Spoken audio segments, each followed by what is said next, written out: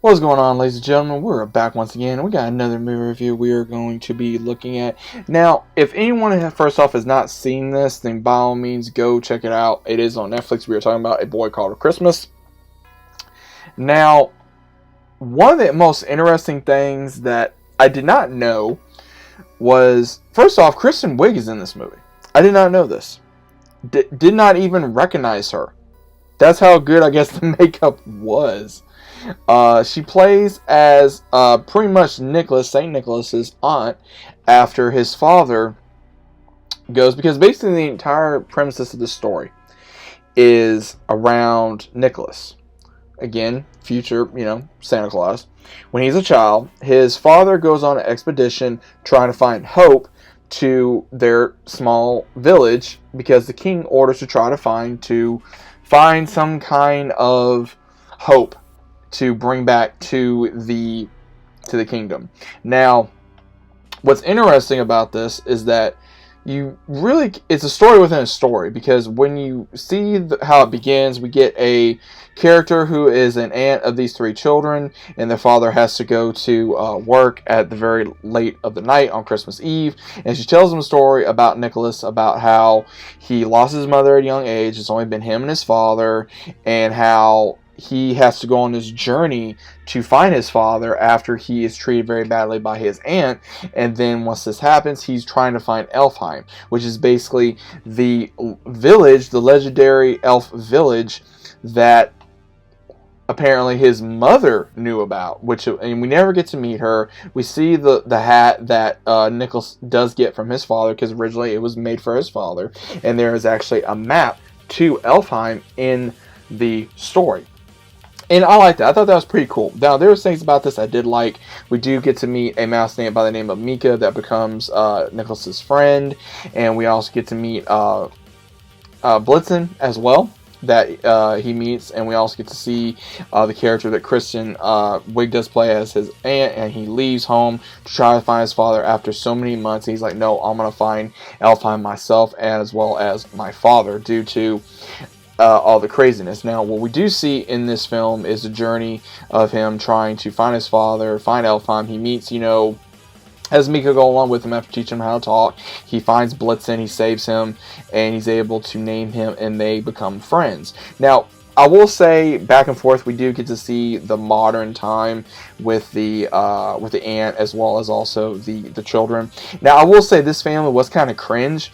There's things about this film so far that I liked, and there's things about it I disliked. I liked the feel of the story with Nicholas, because it felt very Christmassy. It felt old school. It felt like, and again, this is by the same one of the Christmas Chronicles. And I do like the Christmas Chronicles. It had that feel to it, but at the same time, with the modern family, it was just very cringe. Like, I don't know if that was just me. It just felt really cringe. And like they were trying too hard. And then we got with, Nicholas, and we go back and forth of him meeting a truth fairy. Don't know exactly why they had her in here, but she was a truth fairy / I guess elf, so like an elf fairy. I don't know. I mean, apparently she was a fairy, but I just don't understand why they would put a fairy in here, unless it was going to be some kind of an alliance that Nicholas was going to have with future creatures in this world, because there is a way that you can go further on this, because again, Nicholas is like, I would say 9-10 years old when this happens in this story, and we see where he does go to Elfheim. He realizes that they are being very scared / hatred of humans, don't know the reason why, and then he later finds out that there was an elf kidnapped apparently by his father and other local other humans that was in the militia that his father went with to try to find Elfheim. Now, what is rather interesting is, again, there is a tiny bit of comedy in this film. Some of the jokes do fall not very well. Some of it does, some of it doesn't. It's just, I would say, out of your own personal humor, whether you will enjoy that or not. Again, to each his own.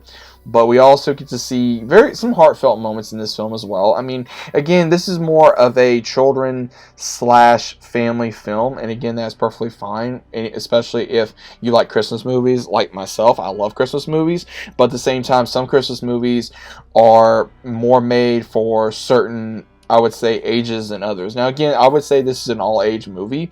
If you are a fan of the Christmas Chronicles, then definitely check this movie out.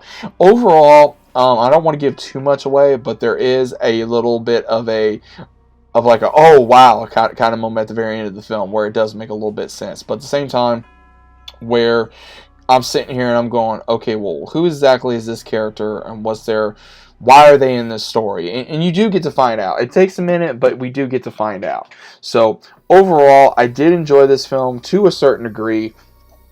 There was just things about it just was kind of cringy. I didn't enjoy some of the cringe.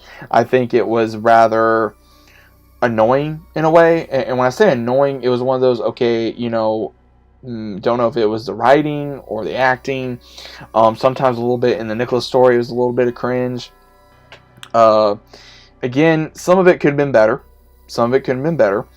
There was a scene where Nicholas actually helps the elves bring back the elf that was kidnapped, and when he does, that's actually how Christmas gets evolved, because his mother was there apparently, and that's how she got the name Christmas, and why she called Nicholas Christmas was because of that name. And he later starts, doing what Santa Claus would have done, what he did, how the legend gets started is these elves help him try to bring hope back to his village, and that's when it starts going, and that's when the king says, okay, well, how about one day a year, because he actually goes to the king first, and then he shows the king the magic and what he did, and what goes through the entirety of the story. And the king is really funny. I mean, I'm trying to remember who played the king, but the king was actually rather kind of humorous. I mean, he wasn't very serious, because like he did this one scene where he's like, guards. He's like, well, no way. He says, I don't even think they're there anyway. So it was it was funny. It was one of those where it wasn't really trying. It just was one of those where, again, you really don't need to see this movie to enjoy it. But at the same time, if it's one of those movies where, oh, I gotta watch it, then by all means give it a try. But again, this movie may not be for everybody. This movie to me was okay. Would I watch it again? Yes. Would it be something I would definitely like, oh, I gotta watch it again? No.